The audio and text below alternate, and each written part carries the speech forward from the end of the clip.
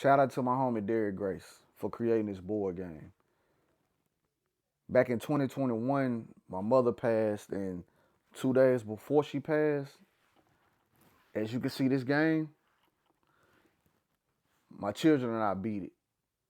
And we had been playing it for months and months and months and months and months. And we couldn't figure out how to beat the game until we really read the instructions. We really got into what was being taught and what was being shared.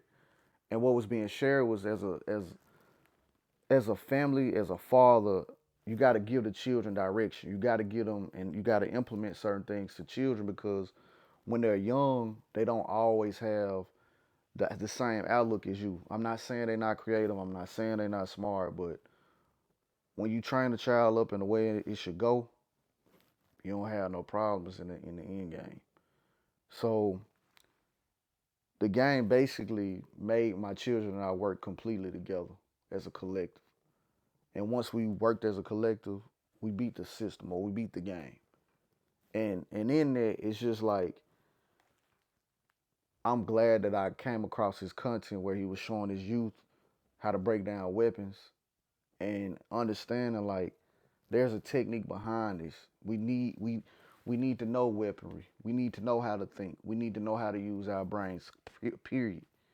No matter what age the children are, and we got to do it at a younger age.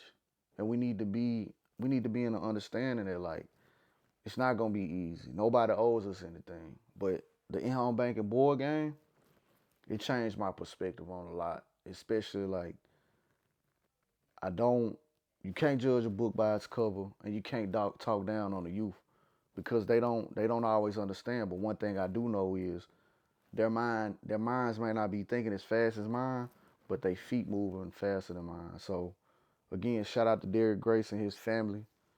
And hey man, this probably one of the man, this the game is just one of the greatest things I have seen, outside of a few things that I seen on the tech side. But man, great job, bro.